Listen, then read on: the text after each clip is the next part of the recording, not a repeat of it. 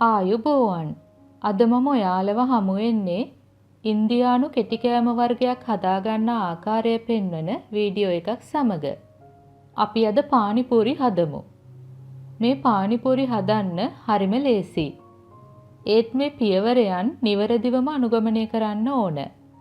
පානිපූරි රස විඳින්න ඉන්දියානු ක්‍රමයට විවිධ හොදි වර්ග, මසාලා වර්ග සහ චට්නි වර්ග යොදා ගන්නවා. ඔයාලා කැමති මසාලා වර්ගයක්, හොදි වර්ගයක් හෝ ඊට වෙනස් ඕනම දෙයක් සමග මේ පූරි රස විඳින්න පුළුවන්. පොඩි දරුවන්ට නම් පැණි රස කැමති නිසා චොක්ලට් සෝස් හෝ ජෑම් වගේ දේවල් දාන්නත් පුළුවන්. ඒත් ඒවා සාම්ප්‍රදායික ක්‍රම නෙමෙයි. පූරි එක උඩින් සිදුරු කරලා කැමති දෙයක් පුරවලා රස විඳින්න පුළුවන්. මගේ වීඩියෝ වලට ඔයාලා කැමති නම් යාළුවෝ එක්ක ෂෙයා කරන්න. මගේ YouTube channel එකට subscribe වෙන්න.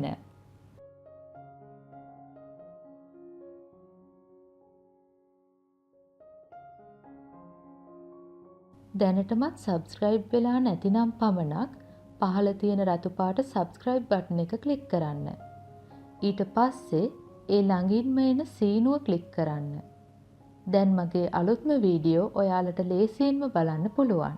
පානිපූරි හදන්න අවශ්‍ය වෙනවා රුලන් කෝප්ප 1යි, ඒ කියන්නේ ග්‍රෑම් 180ක් විතර, ලුණු තේ හැඳි භාගයයි, පාන් පිටි මේස හැඳි 2යි, මද උණුසුම් වතුර අවශ්‍ය තරමට.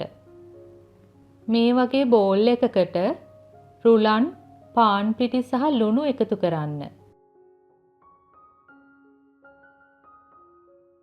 හොඳින් කවලම් කරන්න.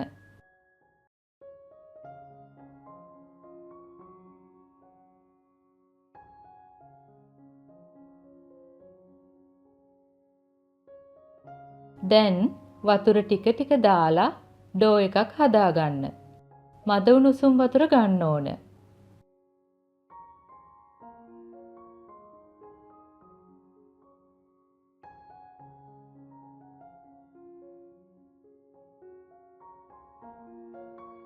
රුලන් වලට වතුර ගොඩාක් උරා ගන්න නිසා වතුර ටික ටික දාලා ගොඩක් මෘදුත් නැති, ගොඩක් ඝනත් නැති පිටිමෝලියක් හදාගන්න ඕන.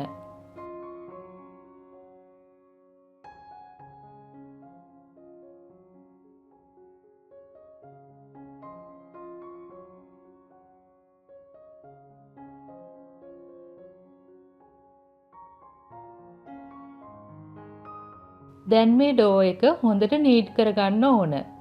විනාඩි 5ක් 8ක් විතර නීඩ් කරගන්න.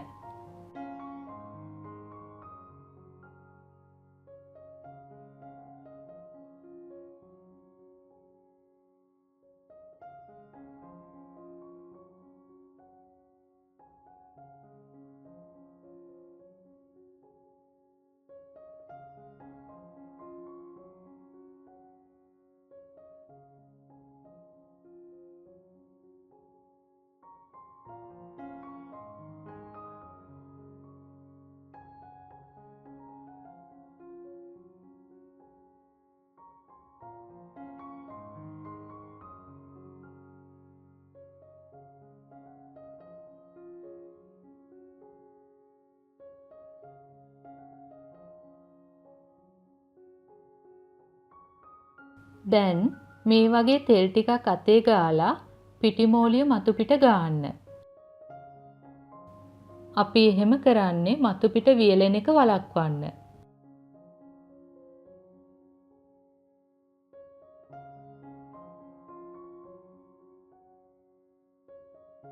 මේ තියෙන්නේ තෙත කිචන් ටවල් දෙකක්.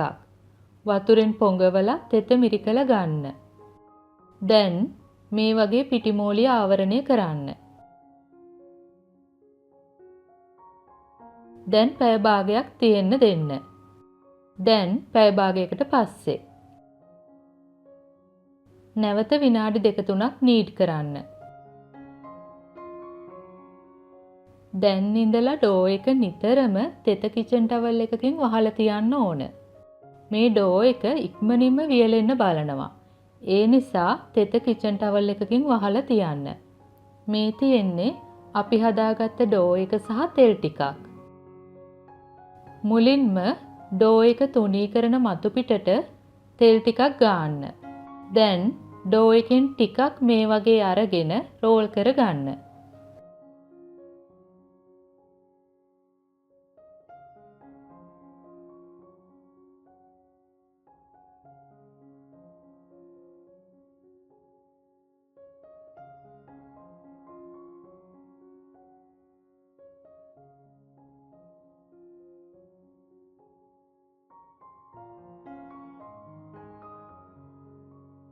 ගොඩාක්ම තුනී වෙන්න ඕන. ඒ නිසා පුළුවන් තරම් තුනී කරගන්න. දැන් මේ වගේ රවුම් කපා ගන්න. මේ රවුම් එකවර කටට දාගන්න පුළුවන් තරමේව වෙන්න ඕන. ඒ කියන්නේ බයිට් සයිස් වෙන්න ඕන.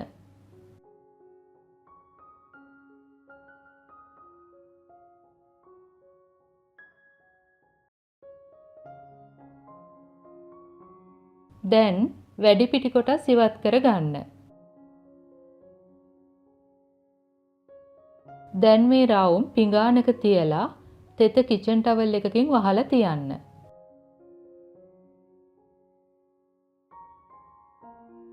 අපි හදාගත්ත රවුම් හැකිලිලා ගණට තියෙනව නම් බදින්න කලින් මේ වගේ නැවත ගොඩාක් තුනියට රෝල් කරගන්න.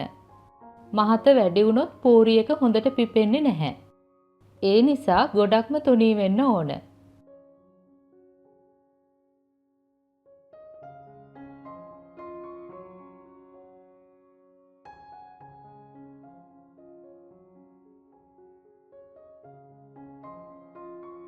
දැන් මේ වගේ රෝල් කරගෙන තෙලට දාන්න පුළුවන්.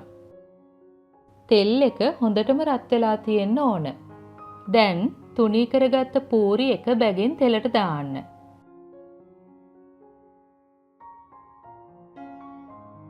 ඊට පස්සේ හෙමින් හැන්දෙන් මේ වගේ තට්ටු කරන්න. එතකොට ලස්සනට පිපිලෙනවා.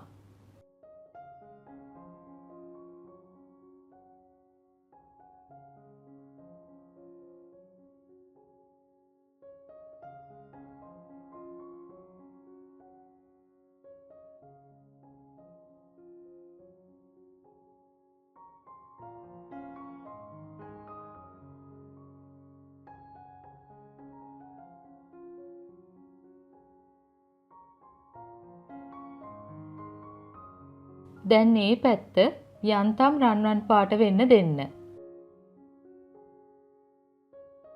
දැන් අනිත් පැත්ත හරවා ගන්න.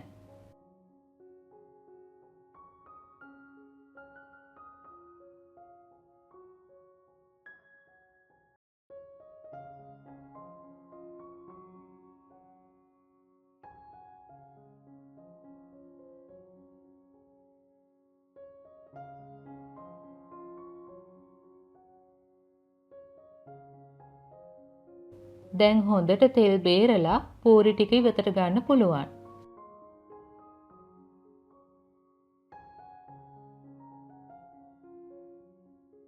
අපි තව පානි පූරි ටිකක් හදන ආකාරය බලමු. තෙලට පූරි දාද්දී මේ වගේ පිම්බෙන්නේ නැත්නම් තව පිටි රවුම් හොඳට තුනී කරලා ගන්න ඕන.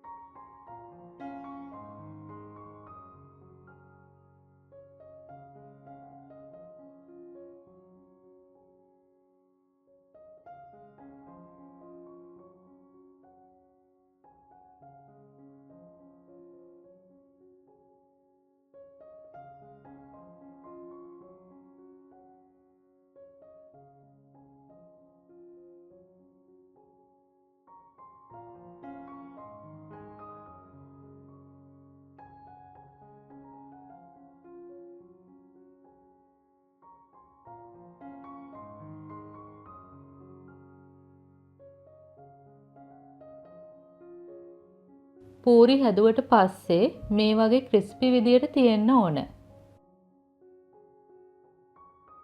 හුලන් නොවදින විදියට අසුරලා තියාගන්න. නැත්නම් පෙඟෙන්න පුළුවන්. ඔයාලත් මේ පානිපූරි හදලා පවුලේ අය සමග රස විඳින්න. මගේ වීඩියෝ වලට ඔයාලත් කැමති නම් ලයික් කරන්න, කමෙන්ට් කරන්න, මගේ YouTube channel එකට subscribe වෙන්න. නැවතත් මෙවැනිම රසබර වීඩියෝ එකකින් හමු වෙමු. ස්තුතියි.